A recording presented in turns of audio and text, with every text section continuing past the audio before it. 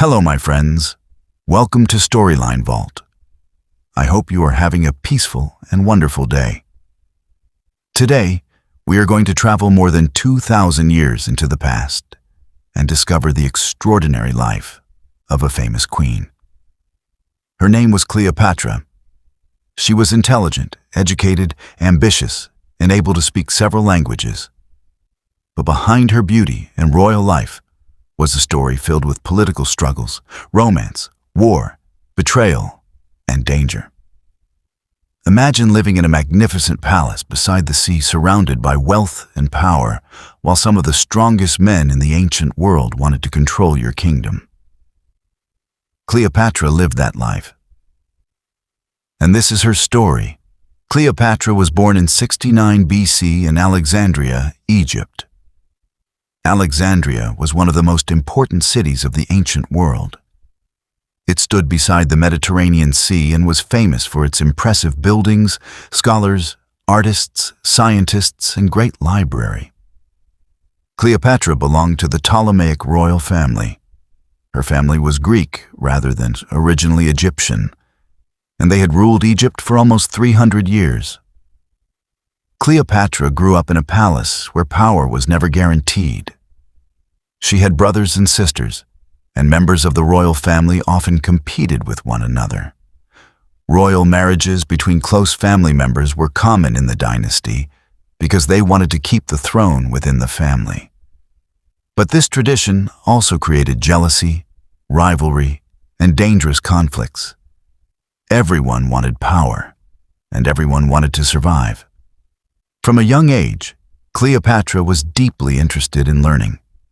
She studied mathematics, science, philosophy, literature, music, and politics. She also learned several languages. Greek was the main language of her family, but Cleopatra also learned Egyptian, something many of her relatives had never bothered to do. She wanted to communicate with ordinary Egyptians and understand the people she ruled. Her education became one of her greatest advantages. Cleopatra understood that a ruler needed more than wealth and a crown. A ruler needed knowledge, communication skills, diplomacy, and the ability to understand other people. At the same time, Egypt was facing serious problems. The country was rich and had valuable farmland, trade routes, and natural resources. But its political strength was declining. Across the Mediterranean, another power was becoming stronger every day. That power was Rome. Roman armies were expanding rapidly and taking control of more territories. Cleopatra's father, Ptolemy XII, knew that Rome could not be ignored. He tried to maintain good relations with powerful Romans and gave them money and support. But his rule remained unpopular and unstable. When Cleopatra was around 18 years old, her father died. In 51 BC, she became Queen of Egypt. However, she was expected to rule together with her younger brother, Ptolemy XIII, who was only about 10 years old. At first, the two appeared to share the throne, but the situation soon became difficult. Cleopatra was intelligent, experienced, and determined to make decisions herself. Her brother's advisors wanted something very different. They wanted the young king to have more authority because they believed they could control him. They did not want Cleopatra to become too powerful. Slowly, they began pushing Cleopatra away from the government. They spread negative stories about her and tried to turn people against her. Eventually, Cleopatra was forced to leave Egypt. She was only about 21 years old when she lost her throne and fled to Syria. But Cleopatra was not the kind of person who accepted defeat easily. Instead of giving up, she began making a plan. She needed soldiers, money, and powerful allies. She contacted local leaders, gathered supporters, and prepared an army. Her goal was to return to Egypt and take back the throne that she believed belonged to her. While Cleopatra was preparing in Syria, a major event was taking place in Egypt.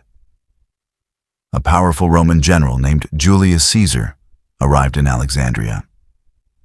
Caesar had come to Egypt while pursuing his rival, Pompey.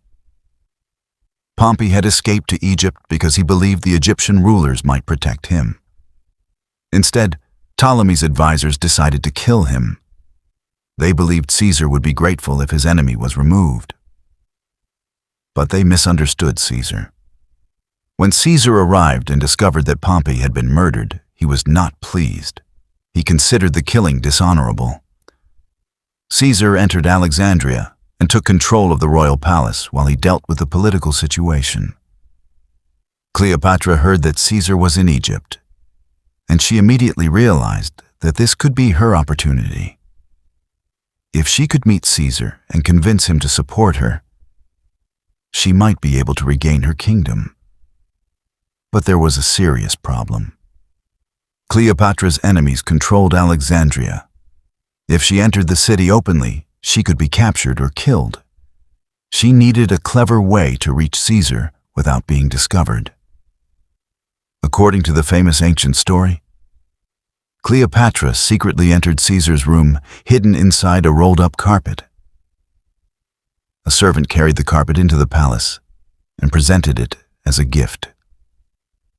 When the carpet was opened, Cleopatra suddenly appeared in front of Caesar. He was surprised, but he was also impressed by her courage. Cleopatra had taken an enormous risk just to speak with him. She explained her situation and told Caesar why she believed she should be restored as queen. She spoke confidently and intelligently. Caesar listened carefully. He was much older than Cleopatra, but the two soon developed a close relationship. Historians have debated for centuries whether their relationship was mainly romantic, political, or a combination of both. Whatever the truth, Caesar decided to support Cleopatra. He wanted her restored to the throne while keeping the traditional arrangement of having Ptolemy XIII as her co-ruler. But Ptolemy's advisors refused to accept Caesar's decision. Tensions quickly turned into open warfare. Caesar and Cleopatra became trapped inside the royal palace while Egyptian forces surrounded them. They had only a limited number of Roman soldiers, while their enemies controlled much of the city. The situation became extremely dangerous. During the fighting, ships in the harbor were set on fire. The flames spread, and ancient sources connect the fire with damage to parts of Alexandria. Some later stories claimed that the famous Library of Alexandria was destroyed during this conflict, although historians still debate exactly what happened to the library. The fighting continued for months. Eventually, additional Roman forces arrived and changed the balance of power. Ptolemy XIII tried to escape across the Nile, but his boat overturned and he died. Cleopatra had survived the conflict and regained her throne. She was once again the Queen of Egypt.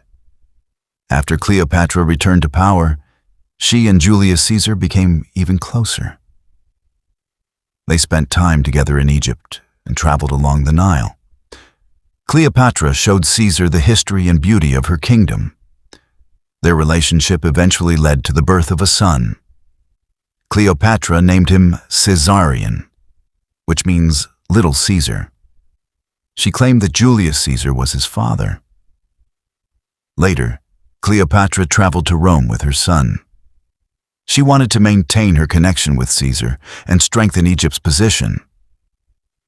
She stayed at one of Caesar's residences, but her presence made some Romans uncomfortable. They did not like the influence of a foreign queen around Caesar. Many Romans were already afraid that Caesar had become too powerful and might eventually become king. In 44 BC, disaster struck. Julius Caesar was assassinated by a group of Roman senators. They believed he had become too powerful and wanted to protect the Roman Republic. Caesar was attacked and stabbed repeatedly inside the Senate. His death completely changed the political situation. Cleopatra was in Rome when Caesar was killed. She was frightened and uncertain about what would happen next. She quickly returned to Egypt with her son. Rome entered another period of civil war. Several powerful men fought for control, but two of the most important were Mark Antony and Octavian. Mark Antony had been one of Caesar's trusted generals, while Octavian was Caesar's adopted son and heir. After defeating Caesar's assassins, the two men eventually became rivals. Mark Antony controlled the eastern part of the Roman world, while Octavian controlled the west. Mark Antony needed money and resources to support his armies. Egypt was extremely wealthy, so he wanted Cleopatra's cooperation. He asked her to meet him in Tarsus. Cleopatra understood that the meeting was extremely important. She did not want to appear as a weak ruler asking for help. She wanted Antony to see her as a powerful queen and valuable ally. She arrived on a magnificent ship decorated with luxury. Ancient writers described purple sails, beautiful decorations, and an impressive royal appearance. Mark Antony was fascinated by Cleopatra. Just as Caesar had once been impressed by her intelligence and confidence, Antony also became deeply interested in her. Their relationship soon became both romantic and political.